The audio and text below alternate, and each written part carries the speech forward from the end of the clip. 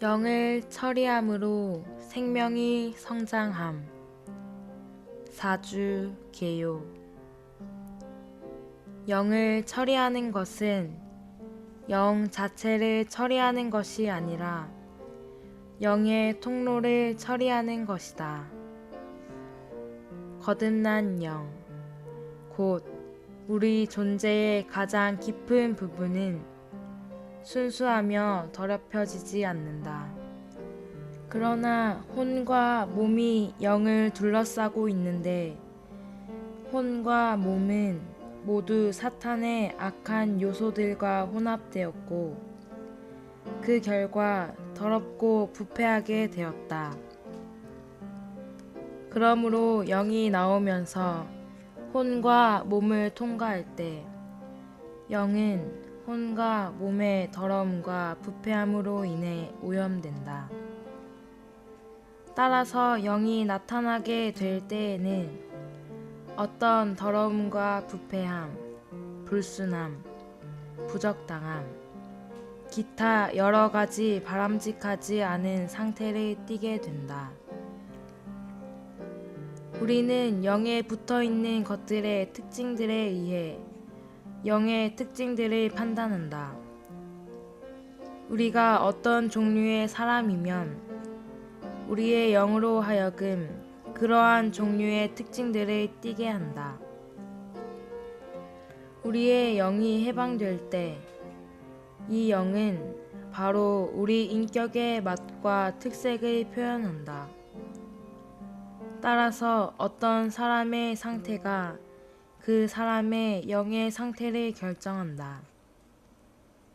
어떤 사람이 그의 혼 안에서 교만하다면 그의 영 또한 교만한 상태로 나타난다.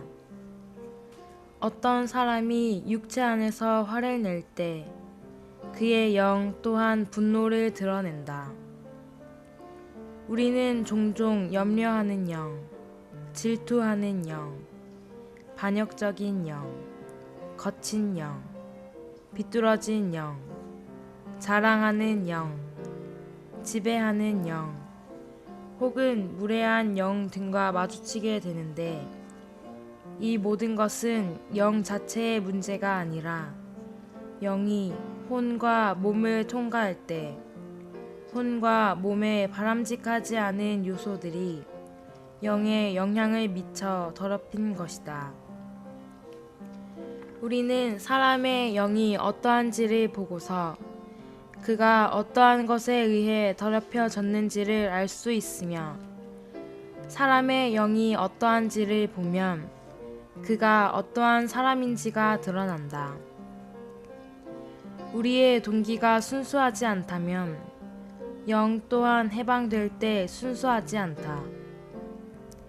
우리의 의도가 깨끗하지 않다면 나오는 영 또한 깨끗하지 않다.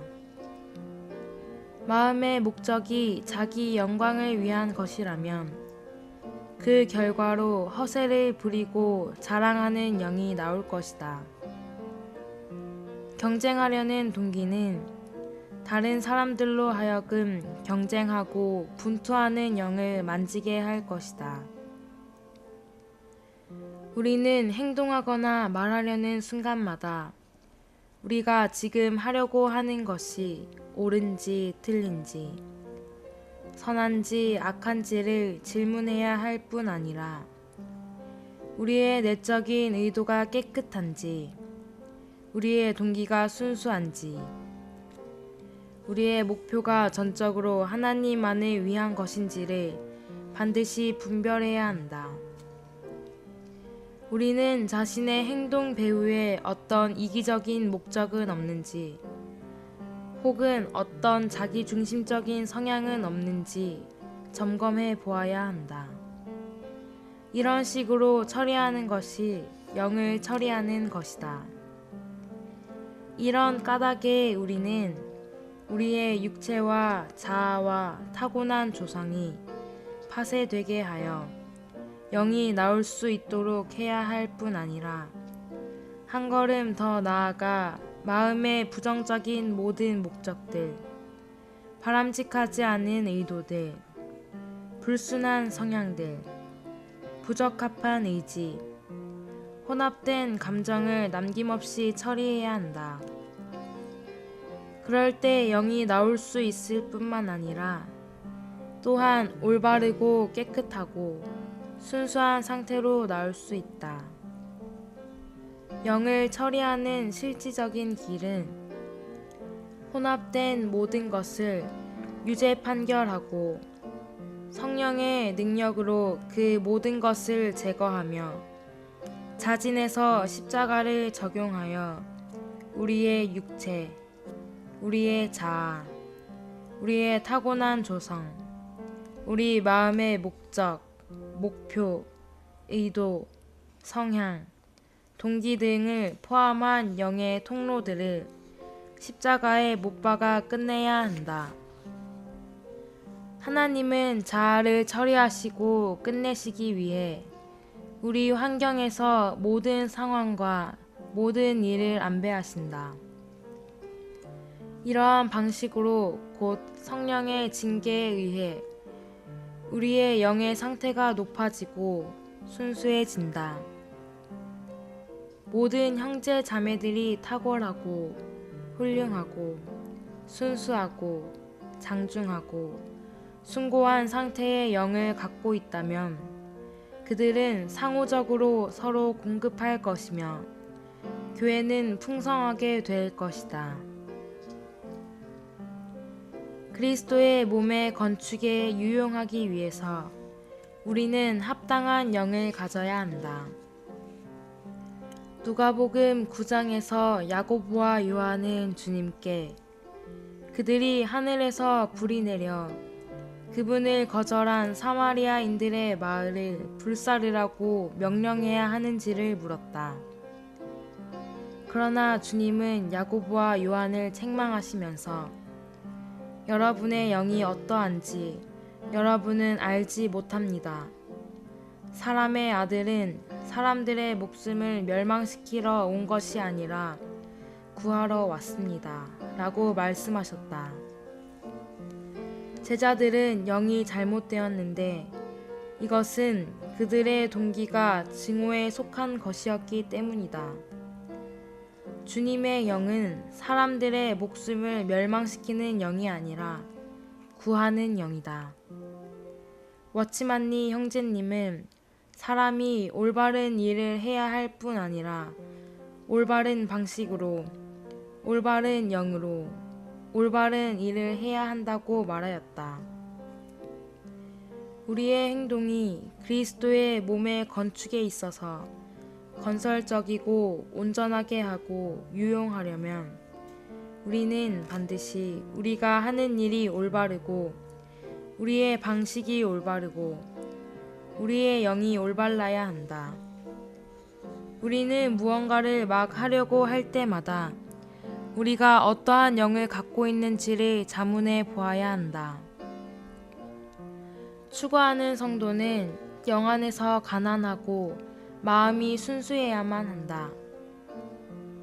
영 안에서 가난하다는 것은 우리가 겸손하여 자신이 아무것도 갖고 있지 않고 아무것도 알지 못하며 아무것도 할 수 없고 아무것도 아니라는 것을 인정함을 의미한다. 생명 주시는 영이신 그리스도가 없다면 우리는 아무것도 아니다. 영 안에서 가난한 것은 우리의 영이 비워지고 우리 존재의 깊은 부분이 그 무엇에 의해서도 점유되지 않는 것이다. 마음이 순수한 것은 동기의 문제이다. 마음이 순수한 것은 목적이 단일한 것, 곧 하나님의 영광을 위해 하나님의 뜻을 성취하는 단일한 목표만을 갖는 것이다. 우리는 견고한 영을 가져야만 한다. 견고한 영은 흔들리지 않고 요동하지 않으며 확고하고 변함없는 것으로서 끊임없이 서 있는 영이다. 다윗은 회복되기 위해 회개하며 기도할 때 주님께 자신 안에 그러한 영을 새롭게 해 주시기를 기도했다.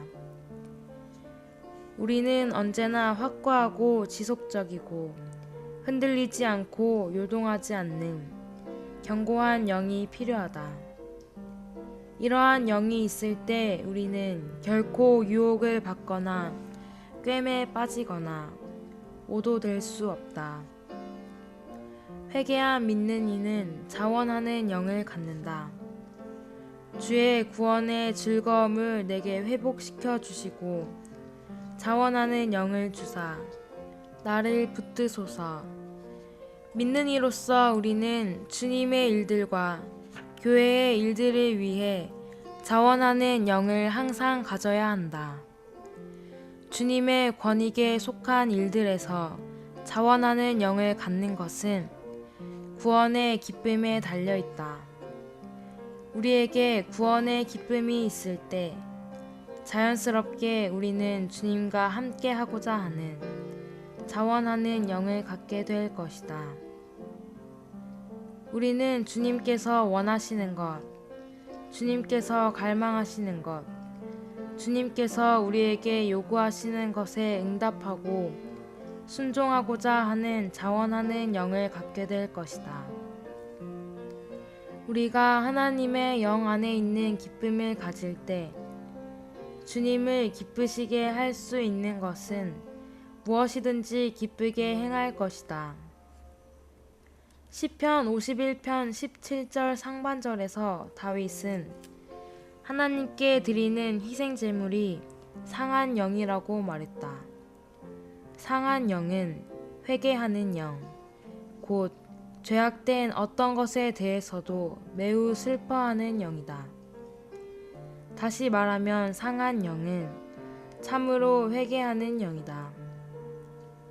상한 것은 온전하지 않다는 것을 의미한다. 이것은 우리가 우리 자신을 온전하고 완전하며 완벽한 존재로 여기지 않음을 의미한다. 우리의 영이 회개하고 있을 때 우리의 영은 상하고 통회하며 슬퍼한다. 우리는 온유하고 정숙한 영을 가져야 한다. 베드로전서 3장 4절엔 우리 마음에 숨겨진 사람이 온유하고 정숙한 영이라고 말한다. 갈라디아서 6장 1절은 우리가 온유한 영으로 타락한 형제를 회복시켜야 한다고 말한다. 고린도전서 4장 21절에서 바울은 고린도인들에게 그가 매를 가지고 그들에게 가기를 원하는지 아니면 온유한 영으로 가기를 원하는지 물어보았다. 온유한 사람들은 복이 있습니다. 왜냐하면 그들이 땅을 상속받을 것이기 때문입니다. 온유하다는 것은 세상의 반대에 저항하지 않고 그것을 기꺼이 당하는 것을 의미한다. 세상의 방식은 어떤 소유물이나 유업을 얻기 위해 싸우고 분투하며 다른 사람들을 패배시키는 것이다. 어떤 상황에서도 우리는 반드시 온유해야 하며 다른 이들과 싸워서는 안 된다. 온유는 자신을 위해 싸우지 않는다는 것을 의미한다. 하나님은 통회하며 겸비한 영을 가진 사람들과 함께 거하기를 갈망하신다. 만일 우리의 영이 통회하고 겸비하다면 우리는 상한 영을 가진 것이며 하나님의 인재를 누릴 수 있다. 이때 하나님은 우리와 함께 하시며 심지어 우리와 함께 거하신다. 지극히 존귀하며 영원히 거하시며 거룩하다 이름하는 이가 이와 같이 말씀하시되 내가 높고 거룩한 곳에 거하며 또한 영이 통회하고 겸비한 자와 함께 거하리니 이는 겸비한 자의 영을 소생시키며 통회하는 자의 마음을 소생시키려 함이라. 여호와께서 이와 같이 말씀하시되 하늘은 나의 보좌요 땅은 나의 발판이니 너희가 나를 위하여 무슨 집을 지으랴 내가 안식할 처소가 어디랴 나 여호와가 말하노라 내 손이 이 모든 것을 지었으므로 그들이 생겼느니라 무릇 마음이 가난하고 영이 통회하며 내 말을 듣고 떠는 자 그 사람은 내가 돌보려니와 하나님께서 얻기를 갈망하시는 거처는 하나님께서 그 안에 들어가실 수 있는 한 무리의 사람들 곧 통회하고 겸비한 영을 가진 한 무리의 사람들이다. 하나님의 의도는 우주 안에서 한 거처를 얻으시는 것인데 이 거처는 하나님과 사람의 연합이다. 이 거처 안에서 하나님은 사람 안으로 건축되시고 사람은 하나님 안으로 건축되어 하나님과 사람, 사람과 하나님이 서로에게 상호 거처가 될 수 있다. 신약에서 이 거처, 이 집은 교회인데 교회는 믿는 이들의 영 안에 있는 하나님의 처소이다. 이러한 우주적인 건축물, 곧 우주적인 집의 궁극적인 나타남은 새 예루살렘이다. 이 성에서 하나님은 사람 안에 계시면서 사람을 그분의 거처로 삼으시고 사람은 하나님 안에 있으면서 하나님을 그의 처소로 삼는다. 영을 처리함으로 생명이 성장함. 4주 1일 아침의 누림. 누가복음 9장 54절로 55절. 제자 야고보와 요한이 이것을 보고서 주님, 하늘에서 불이 내려 그들을 불사르라고 우리가 명령하기를 원하십니까? 라고 하니 예수님께서 돌아서시어 그들을 꾸짖으셨다. 그리고 말씀하셨다.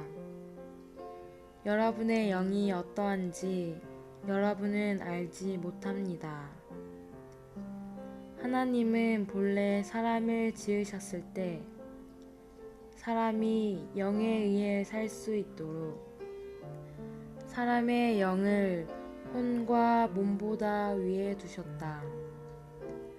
이것은 한 면으로 사람이 영을 사용하여 하나님을 접촉하고 하나님께 지배받으며 또 한면으로 사람이 영을 사용하여 그의 온 존재를 통제하게 하려는 것이었다. 그러나 사람의 타락 이후로 몸과 혼이 영의 위치를 차지하여 사람은 더 이상 영으로 살지 못하고 육체와 혼으로 살게 되었다. 하나님께서 사람을 구원하러 오실 때 하나님의 영께서 사람의 영 안에 들어오시어 이 영을 소생시키고 강하게 하셨고 사람이 다시 영에 의해 살 수 있도록 하셨다. 그럼에도 불구하고 사람의 영은 육체와 자아의 이견과 타고난 조성으로 에워싸여 있으며 더군다나 사람은 이러한 것들로 사는 데 익숙하다. 그러므로 하나님은 사람에게 주님의 십자가에 죽이는 효능으로 이 모든 것을 죽음에 넘기고 그러한 것들을 처리하고 깨트리기를 요구하신다. 왜냐하면 이럴 때 그러한 것들이 깨어지고 열려서 영이 나올 수 있기 때문이다. 사람의 영이 나올 때 하나님의 영도 함께 나온다. 이럴 때 사람은 영에 의해 살고 혼을 지배하고 몸을 통제하며 참된 사람이 되고 영으로 말미암아 살고 행하며 하나님께 경배하고 하나님을 섬길 수 있게 된다. 오늘의 읽을 말씀. 만일 영 자체가 더럽지 않다면 때때로 왜 불결하고 합당하지 않은 방식으로 나타나는가? 이것은 영이 나올 때 내적인 많은 부분을 통과해야 하기 때문이다.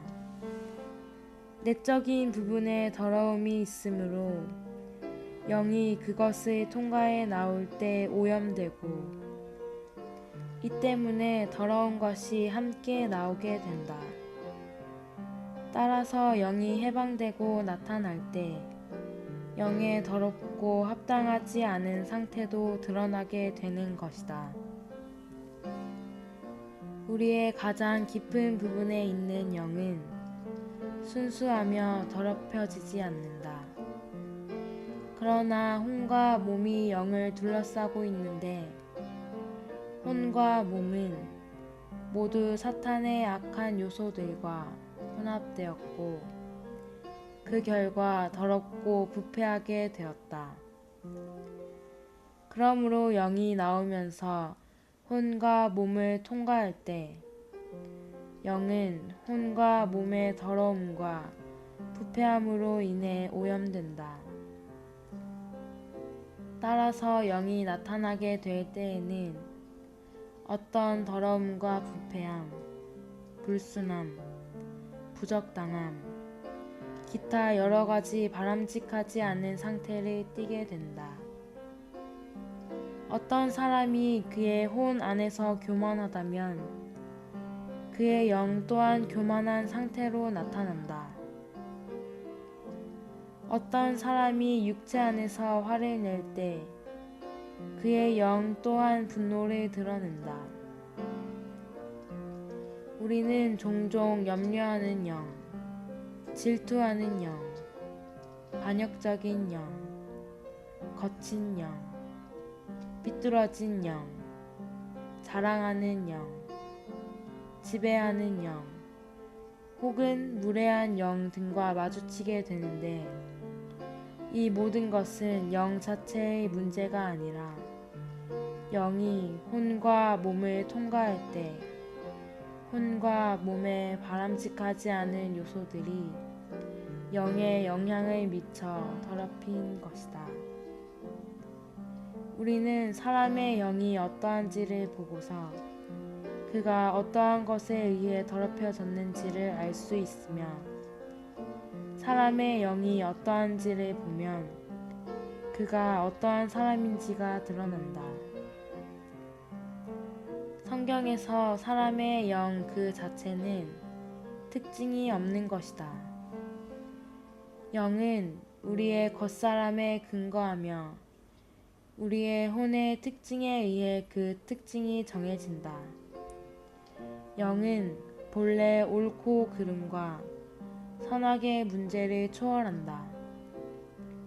영은 바로 하나님께서 믿는 이들에게 주신 새로운 역량이다. 영의 특징은 바로 그 자체의 특징이 없으며 영의 특징은 다른 것들의 특징을 취한 것이다.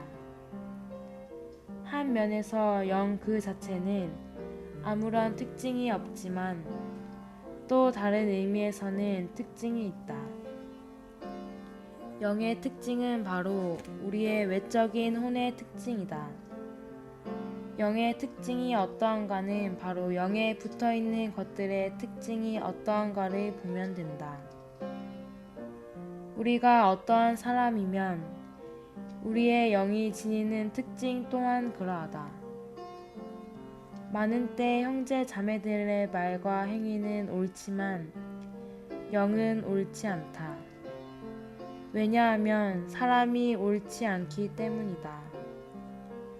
어떻게 해야 올바른 영을 가질 수 있는가? 사람의 영은 바로 그 사람의 맛과 색깔을 지닌다. 여러분의 영이 흘러나올 때 여러분의 영은 또한 여러분 자신의 맛과 색깔을 표현한다. 그러므로 올바른 영을 갖고자 한다면 그 사람은 반드시 다루심을 받아야 한다. 개인의 상태가 어떠하면 그 사람의 영의 상태 또한 그러하다. 추가로 읽을 말씀 워치만리 전집 62권 41장 영을 처리함으로 생명이 성장함 4주 2일 아침의 누림 베드로전서 3장 4절 온유하고 정숙한 영의 썩지 않을 장식으로 마음에 숨겨진 사람을 단장하십시오. 이것은 하나님께서 보시기에 매우 값진 것입니다. 마태복음 15장 18절로 19절 그러나 입에서 나오는 것은 마음에서 나오는 것이니 그것이 사람을 더럽힙니다. 왜냐하면 마음에서 악한 생각과 살인과 간음과 음란과 도둑질과 거짓 증언과 모독이 나오기 때문입니다. 영의 통로는 혼과 몸으로 요약될 수 있다. 그러나 자세히 조사해 볼 때 영의 통로는 마음의 목적, 동기, 목표, 의향, 마음가짐, 의지, 육체 등으로 나누어질 수 있다. 마음의 목적은 마음과 관련되어 있는 반면에 동기와 의향 등은 마음이나 혼 안에 있다. 육체는 신체적인 몸과 관련되어 있다. 이 모든 영의 통로들이 영을 둘러싸고 있으므로 영이 해방되어 그러한 것들을 통과하여 나올 때 그것들은 자연스럽게 영에게 영향을 미치며 영은 그것들의 요소와 상태를 수반하게 된다. 우리의 동기가 순수하지 않다면 영 또한 해방될 때 순수하지 않다. 우리의 의도가 깨끗하지 않다면 나오는 영 또한 깨끗하지 않다. 우리는 과시하거나 경쟁하기 위한 복음 전파에서 이러한 상황을 잘 볼 수 있다. 어떤 형제가 복음을 전할 때 그의 영은 해방되지만 과시하거나 경쟁하는 분위기를 가지고 있다.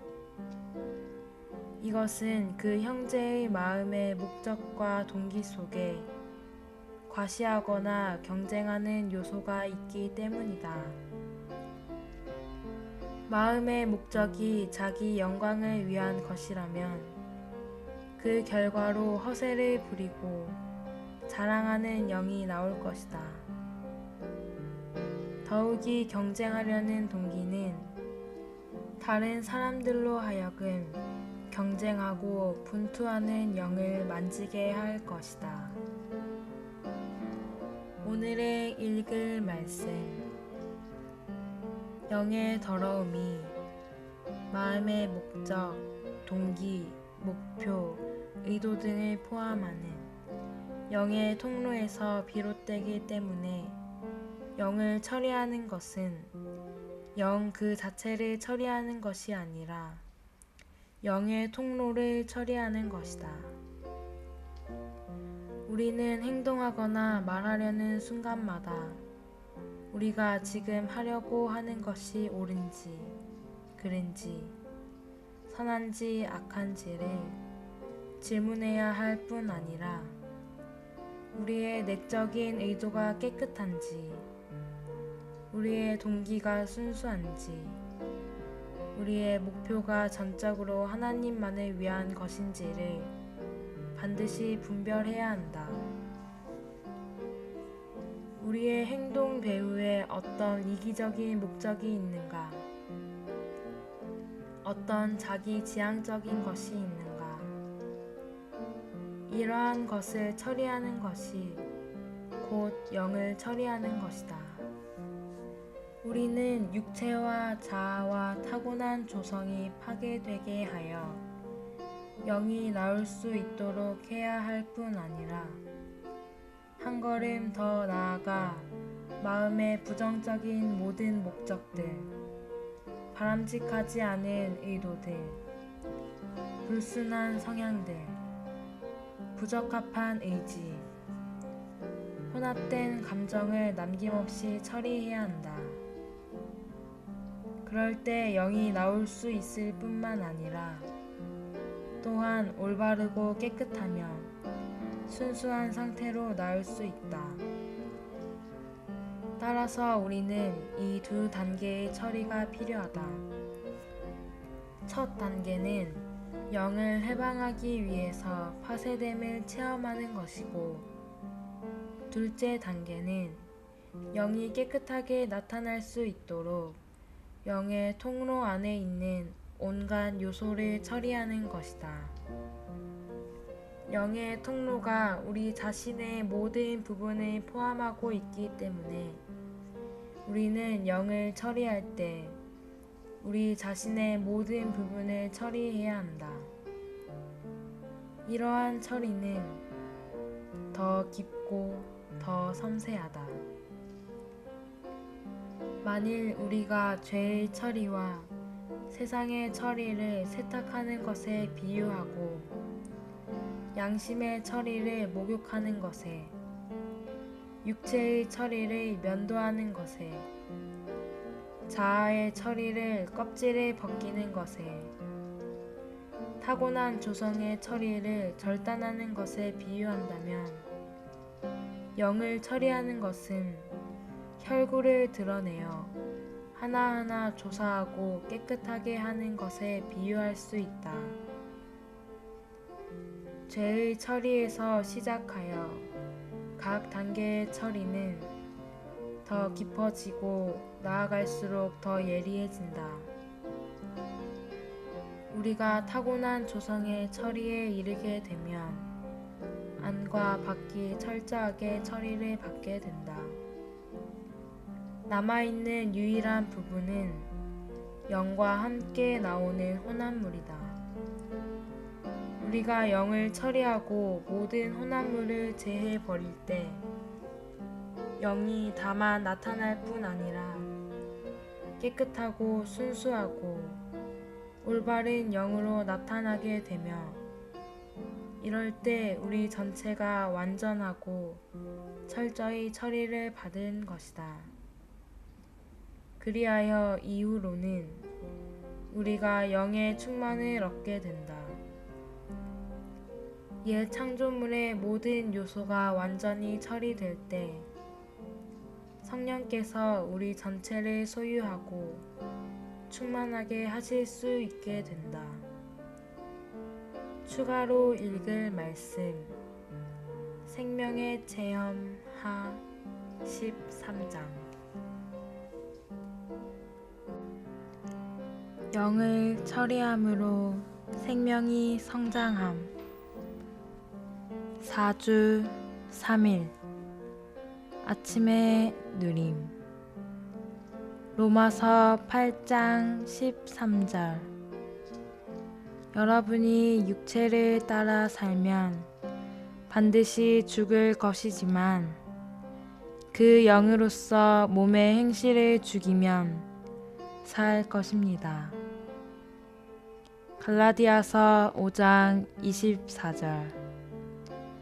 그러나 그리스도 예수님께 속한 사람들은 육체를 그 정욕과 욕망과 함께 십자가에 못 박았습니다. 영을 처리하는 실질적인 길은 혼합된 모든 것을 유죄 판결하고 성령의 능력으로 그 모든 것을 제거해야 한다. 예를 들어 우리가 만일 부정직한 영을 지니고 있다면 먼저 이 부정직함을 죄라고 유죄 판결해야 한다. 다음으로 성령의 능력으로 말미암아 우리 안에서부터 이 부정직함을 일소해야 한다. 유죄 판결하고 제거하는 일은 성령의 능력에 의한 것이지만 동시에 우리 자신이 주도권을 가진 일이다. 우리가 기꺼이 그러한 처리를 받으려고 해야 하며 그것을 갈망해야 한다. 이럴 때 우리는 성령의 능력을 얻을 수 있다. 성령은 우리의 의지의 협력을 요구하신다. 성령은 이 일을 하실 때 우리에게 처리할 수 있는 능력을 공급하신다. 이것이 생명의 처리에 있어서 가장 기본적인 원칙이다. 오늘의 읽을 말씀 로마서 8장 13절에 죽이면이라는 말은 우리가 주도적으로 죽인다는 것을 의미한다. 그것은 성령께서 우리를 위해서 그 일을 하신다는 것이 아니다. 성령은 수단이 되시고 우리가 주도해야 한다. 성령은 힘을 공급하시고 우리가 주도하여 성령을 통하여 몸의 행실을 죽여야 한다. 갈라디아서 5장 24절에서 육체를 십자가에 못 박는 것 또한 우리가 주도하는 것이지 주님께서 주도하시는 것이 아니다. 십자가의 죽음이 주님께서 성취하신 일이기는 하지만 이것은 객관적인 근거에 불과하다. 우리가 주도하여 육체를 십자가에 못 박는 것은 우리의 주관적인 적용이다. 우리가 주도하여 십자가를 적용하여 우리의 육체, 우리의 자아, 우리의 타고난 조성, 우리의 마음의 목적, 목표, 의도, 성향, 동기 등을 포함한 영의 통로들을 십자가에 못 박아 끝내야 한다. 하나님은 각종의 환경과 상황을 안배하시어 각 사람의 자아를 다루시고 우리의 영을 훈련시키신다. 그러므로 우리는 성령의 징계를 더 많이 받을 필요가 있다. 여기서 우리는 성령의 징계를 언급해야 한다. 성령은 우리 안에서 우리의 생명이 되실 뿐 아니라 우리를 훈련시키시도록 우리 주변의 환경을 안배하신다. 성령은 어떠한 환경이 우리에게 가장 적합한 환경인지 가장 잘 아신다. 이것이 바로 성령의 징계이다. 우리에게 임한 모든 환경은 하나님께서 정하신 것이다. 이방인에게는 우연한 일이 있을지 몰라도 그리스도인에게는 우연한 일이란 없다. 주 예수님은 아버지께서 우리의 머리카락까지도 그 수를 다 세어 놓으셨다고 말씀하셨다. 참새와 같이 그렇게 가치가 없는 것일지라도 아버지의 허락이 없이는 한 마리도 땅에 떨어지지 않는다. 우리는 그러한 참새보다 훨씬 더 귀중하다. 그러므로 우리가 당한 모든 환경, 심지어 머리카락 하나가 땅에 떨어지고 한 마리의 참새가 떨어지는 것에도 다 하나님의 주권적인 안배가 있으며 그 목적은 우리를 온전하게 하시려는 것이다. 성령의 징계는 바로 날마다 여러분 자신을 다루고 허물어뜨려서 여러분의 영의 상태를 높이고 순수하게 하려는 것이다. 만일 여러분이 생활의 편안함을 얻으려고 하여 성령께서 안배하신 환경으로부터 도망친다면 여러분의 어려움은 감소되겠지만 여러분의 영의 상태는 풍성하지 못하고 순수하지 못하게 된다. 영의 상태가 좋아지면 어떤 결과가 있는가? 만일 교회 가운데서 모든 형제 자매들이 순수하고 높은 상태의 영을 갖고 있다면 그들은 상호적으로 서로 공급할 것이며 교회는 풍성하게 될 것이다. 나는 1919년 말에 그리스도인이 되었고 1920년 초에 한 자매님을 만났는데 바로 바버 자매님이었다. 나는 그녀로부터 많은 도움을 받았다. 이러한 도움은 그녀의 말에서만 오는 것이 아니었다. 단지 그녀를 보기만 하고 그녀와 함께 산보를 하기만 해도 나의 영은 공급을 받았다. 어떤 사람은 반드시 말을 해야만 영의 공급을 줄 수 있지만 바버 자매님은 그와 같지 않았다.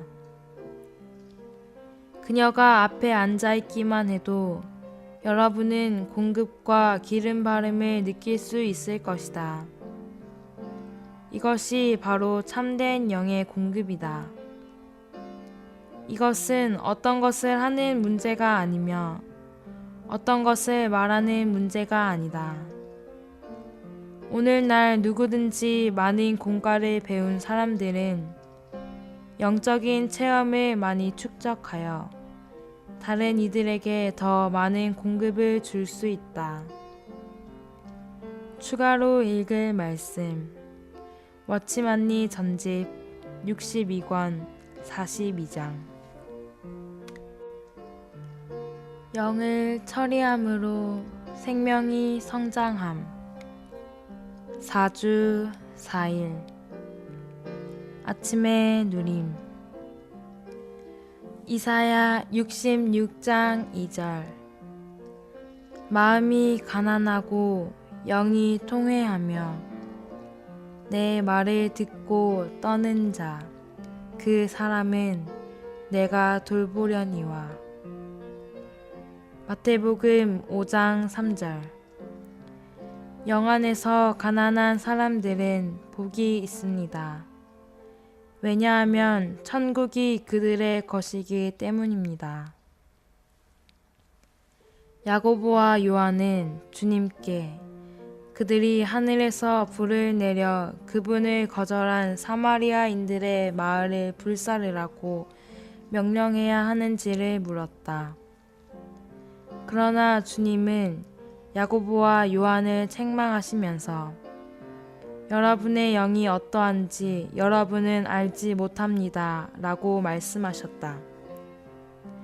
이것은 우리가 무엇을 하고자 할 때마다 우리의 영이 어떠한가 라고 자문해 보아야 함을 의미한다. 네 형제님은 사람이 올바른 일을 한 것만으로는 충분하지 않고 그것을 올바른 방식으로 올바른 영 안에서 해야 한다고 말하였다. 하는 일은 옳은데 이 올바른 일을 하는 영이 잘못될 수 있다. 그러므로 사람은 반드시 올바른 일을 올바른 방식으로 올바른 영 안에서 해야 한다. 네 형제님의 이 말은 지난 58년간 나에게 매우 큰 도움을 주었다. 올바른 일을 하는 것만으로는 충분하지 않다. 여러분은 반드시 올바른 방식으로 올바른 영 안에서 올바른 일을 해야 한다. 우리의 행동이 올바를지라도 영이 그릇되었다면 우리의 행동은 성도들을 온전하게 할 수 없고 교회를 건축할 수도 없다. 우리의 행동이 그리스도의 몸의 건축에 있어서 건설적이고 온전하게 하고 유용하려면 반드시 우리가 하는 일이 올바르고 우리의 방식이 올바르고 우리의 영이 올바라야 한다. 종종 우리는 우리가 하는 일이 옳다고 주장한다. 물론 이것은 사실일 것이다. 그러나 우리의 방식, 태도, 혹은 영 때문에 사람들의 기분이 상할 수 있다. 이럴 때 우리는 우리의 영은 어떠한가 라고 자문해 보아야 한다. 오늘의 읽을 말씀. 성경을 번역하는 사람들은 대부분이 누가복음 9장 55절의 영을 마음이라고 번역하고 어떤 사람들은 여기에 사람의 영이 바로 사람의 태도를 가리키는 것이라고 생각하며 소위 영이 옳다는 것이 바로 태도가 옳아야 하는 것으로 여긴다.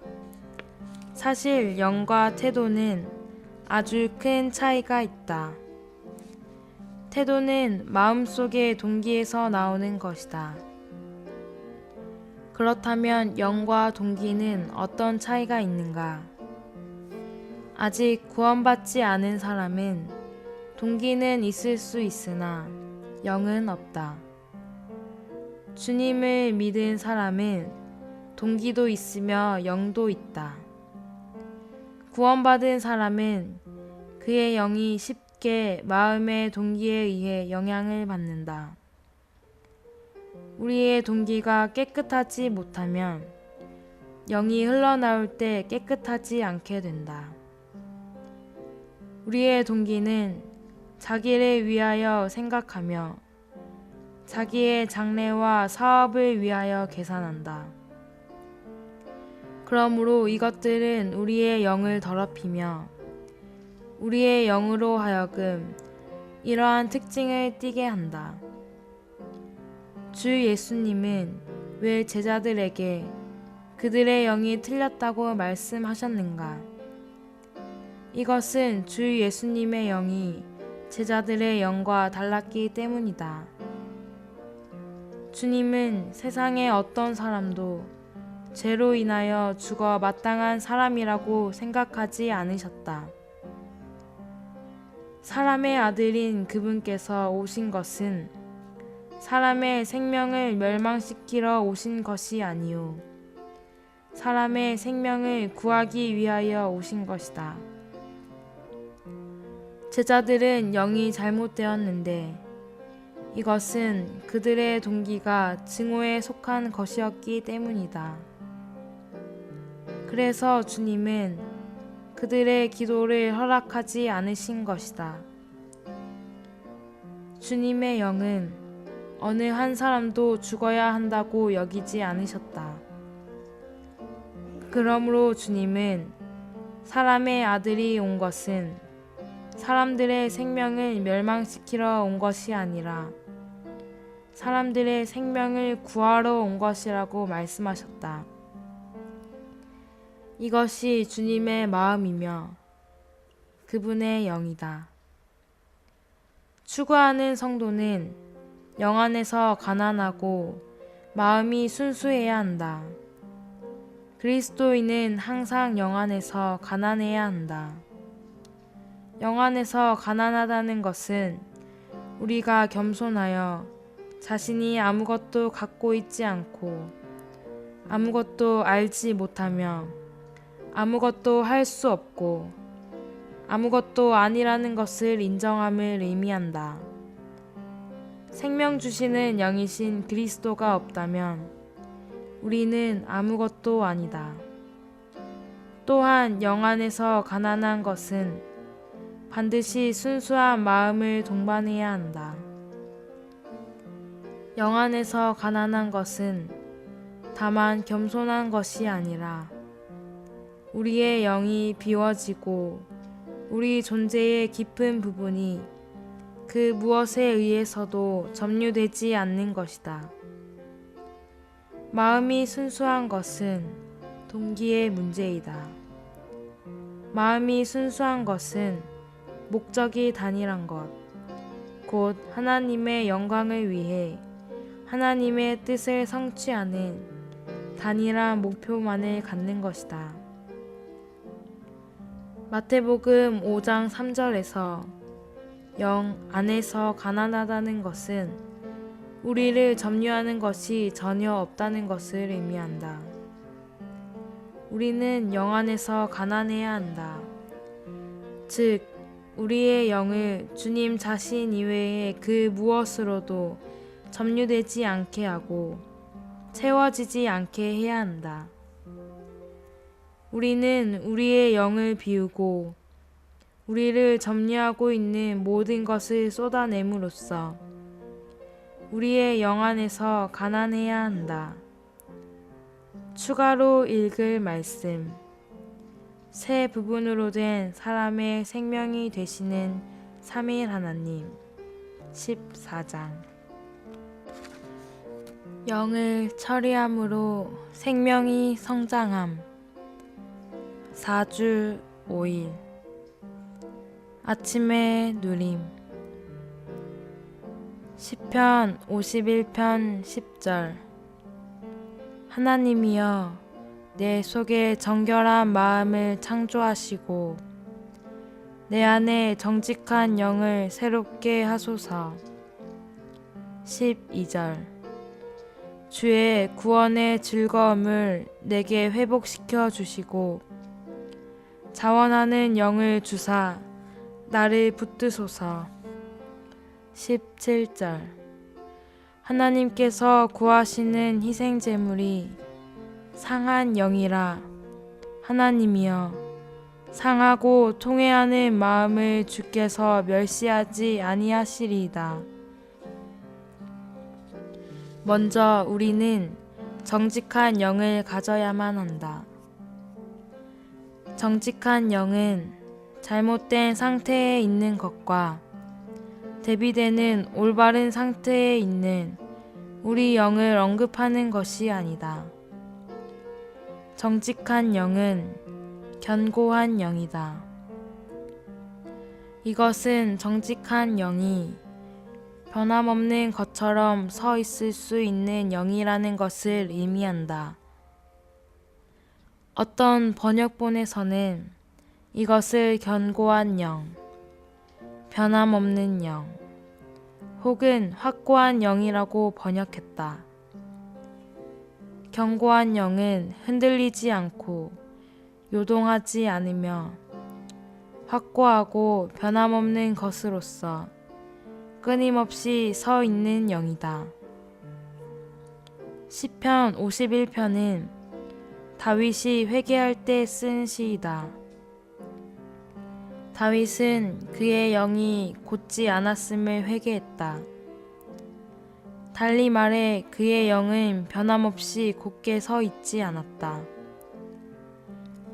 그의 영이 안정되지 않고 견고하지 않았으므로 그는 유혹받고 시험받을 수 있었으며 그 결과 타락하였다.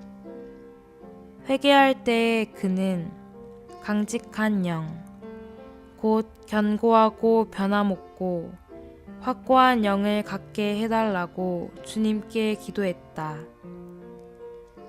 회복되기를 구하는 기도 가운데서 다윗은 자신 안에 그러한 영을 새롭게 해달라고 주님께 간구했다.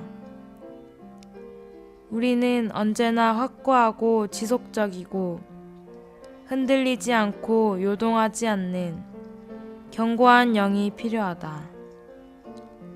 이러한 영이 있을 때 우리는 결코 유혹을 받거나 꿰매 빠지거나 오도될 수 없다. 오늘의 읽을 말씀. 시편 51편에서 다윗은 하나님께 자원하는 영을 주시기를 기도했다. 다윗은 자원하는 영을 구원의 즐거움과 결부시켜 생각하였다. 다윗은 그에게 구원의 즐거움을 회복시키시고 자원하는 영을 주사 자신을 붙들어 주시기를 주님께 간구했다. 우리에게 구원의 기쁨이 있을 때 자연스럽게 우리는 주님과 함께하고자 하는 자원하는 영을 갖게 될 것이다.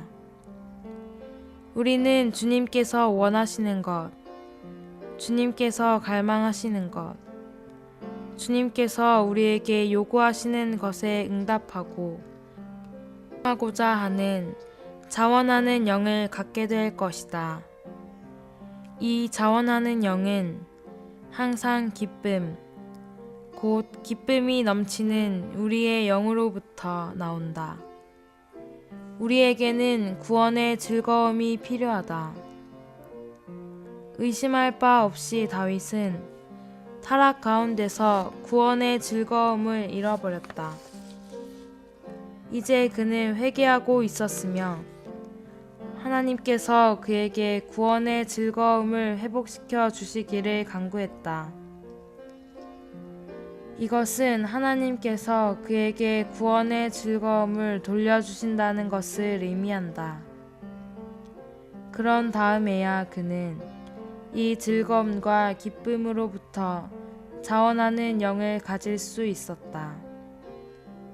로마서 14장 17절은 하나님의 왕국은 의와 화평 그리고 성령 안에 있는 기쁨이기 때문입니다.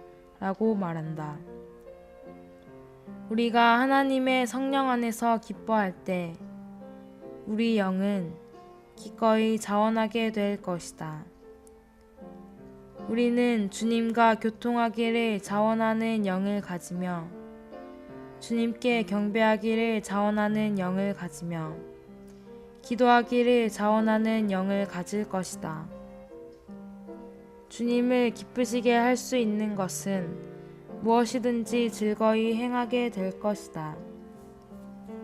이것은 우리가 자원하는 영을 가지고 있음을 의미한다.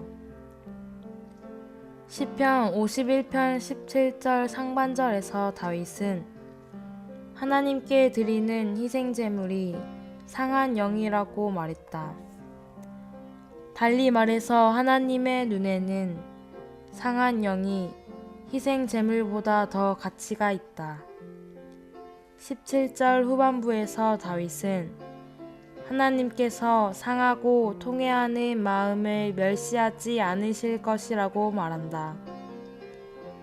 상한 영은 회개하는 영, 곧 죄악된 어떤 것에 대해서도 매우 슬퍼하는 영이다. 다시 말하면 상한 영은 참으로 회개하는 영이다. 상한 것은 온전하지 않다는 것을 의미한다. 여기에서 상하는 것은 여러 조각들로 부서져 있음을 의미하는 것이 아니다. 이것은 우리가 우리 자신을 온전하고 완전하며 완벽한 존재로 여기지 않음을 의미한다. 만일 스스로 온전하고 완전하다고 생각한다면 우리는 자신의 약함과 실패들을 회개하거나 자백하지 않을 것이다. 우리의 영이 회개하고 있을 때 우리의 영은 상하고 통회하며 슬퍼한다. 죄를 지은 후에 많은 이들이 상한 영을 가지려고 하지 않는다. 대신에 그들은 아주 완고하며 온전한 영을 가지려고 한다. 그들은 온전하며 완전하다고 느끼기 때문에 회개하려고 하지 않는다. 그들은 자백하려고 하지 않는다. 우리는 이와 같아서는 안 된다. 우리는 항상 상한 영을 가지고 있어야 한다. 심지어 우리가 죄를 짓지 않았다고 느낄지라도 우리에게는 여전히 상한 영이 필요하다. 우리가 크게 죄를 짓지 않았을지라도 여전히 작은 일에서 그릇될 수 있다. 우리의 말과 우리의 태도와 우리의 생각과 우리의 느낌과 다른 이들과의 대화에서 많은 경우 우리는 심지어 무의식적으로 잘못 행한다. 그래서 우리는 항상 상한 영을 유지할 필요가 있다. 여러분 자신을 결함이 없고 온전하며 완전하다고 생각하지 말라. 아무도 완전하지 않다. 그러므로 우리에게는 항상 회개하며 자백하는 상한 영이 필요하다. 추가로 읽을 말씀. 생명에 대한 기본 공과 19장. 영을 처리함으로 생명이 성장함. 4주 6일. 아침의 누림. 이사야 57장 15절. 내가 높고 거룩한 곳에 거하며 또한 영이 통회하고 겸비한 자와 함께 거하리니 이는 겸비한 자의 영을 소생시키며 통회하는 자의 마음을 소생시키려 함이라. 66장 1절로 2절. 하늘은 나의 보좌요 땅은 나의 발판이니 너희가 나를 위하여 무슨 집을 지으랴. 내가 안식할 처소가 어디랴. 나 여호와가 말하노라. 내 손이 이 모든 것을 지었으므로 그들이 생겼느니라. 무릇 마음이 가난하고 영이 통회하며 내 말을 듣고 떠나는 자 그 사람은 내가 돌보려니와. 또한 우리는 온유하고 정숙한 영이 필요하다. 베드로전서 3장 4절은 우리 마음에 숨겨진 사람이 온유하고 정숙한 영이라고 말한다. 갈라디아서 6장 1절은 우리가 온유한 영으로 타락한 형제를 회복시켜야 한다고 말한다. 고린도전서 4장 21절에서 바울은 고린도인들에게 그가 매를 가지고 그들에게 가기를 원하는지 아니면 온유한 영으로 가기를 원하는지를 물어보았다. 신약은 온유라는 미덕을 자주 언급한다. 마태복음 5장 5절에서 주님은 온유한 사람들은 복이 있습니다. 왜냐하면 그들이 땅을 상속받을 것이기 때문입니다. 라고 말씀하셨다. 이 구절에 근거하여 우리는 신약에서 온유하다는 것의 진정한 의미를 볼 수 있다. 세상의 방식은 어떤 소유물이나 유업을 얻기 위해 싸우고 분투하며 다른 사람들을 패배시키는 것이다. 그러나 성경은 우리에게 무언가를 유업으로 얻고자 한다면 온유해야 한다고 말한다. 온유하다는 것은 세상의 반대에 저항하지 않고 그것을 기꺼이 당하는 것을 의미한다. 어떤 상황에서도 우리는 반드시 온유해야 하며 다른 이들과 싸워서는 안 된다. 온유는 자신을 위하여 싸우지 않는다는 것을 의미한다. 우리는 온유하며 정숙한 영이 필요하다. 만일 우리가 어떤 것을 위해 싸운다면 정숙할 수 없을 것이다. 우리가 정숙할 수 있는 유일한 길은 자신을 위하여 싸우지 않고 자신을 위하여 어떤 것도 추구하지 않는 것이다.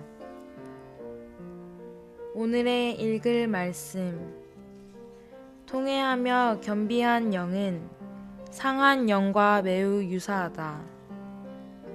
이사야서 57장 15절과 66장 2절은 모두 동일한 것을 가리킨다.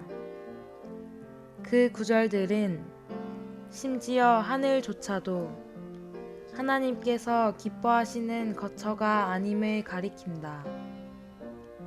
하나님은 통회하며 겸비한 영을 가진 사람들과 함께 거하기를 갈망하신다.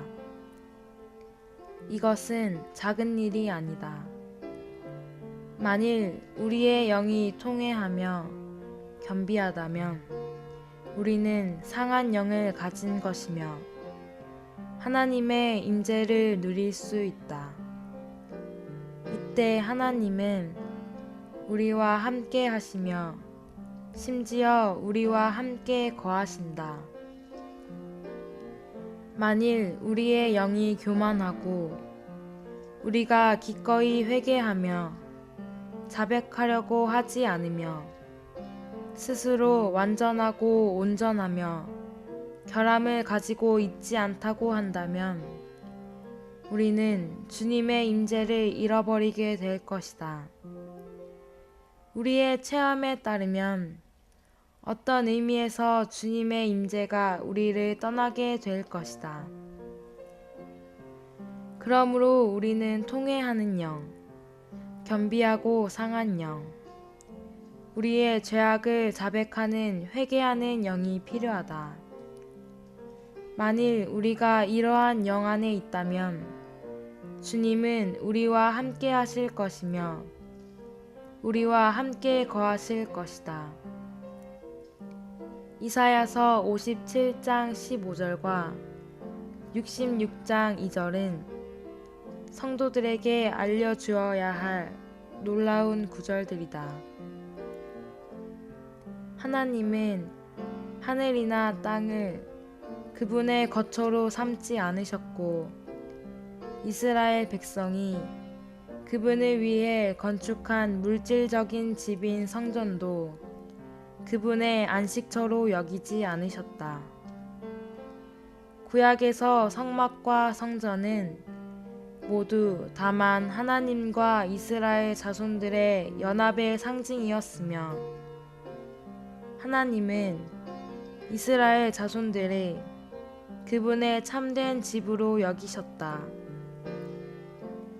하나님은 이스라엘 자손들과 연결되시어 그들과 한 실체가 되셨고 이러한 한 실체가 하나님과 거룩한 이스라엘 백성이 함께 거하는 영적인 집이었다. 이사야서 66장 2절과 57장 15절에 따르면 하나님께서 얻기를 갈망하시는 거처는 하나님께서 그 안에 들어가실 수 있는 한 무리의 사람들이다. 하나님의 의도는 우주 안에서 한 거처를 얻으시는 것인데 이 거처는 하나님과 사람의 연합이다. 이 거처 안에서 하나님은 사람 안으로 건축되시고 사람은 하나님 안으로 건축되어 하나님과 사람, 사람과 하나님이 서로에게 상호 거처가 될 수 있다. 신약에서 이 거처, 이 집은 교회인데 교회는 믿는 이들의 영 안에 있는 하나님의 거처이다. 이러한 우주적인 건축물, 곧 우주적인 집의 궁극적인 나타남은 새 예루살렘이다. 이 성에서 하나님은 사람 안에 계시면서 사람을 그분의 거처로 삼으시고 사람은 하나님 안에 있으면서 하나님을 그의 처소로 삼는다. 추가로 읽을 말씀. 생명에 대한 기본 공과 19장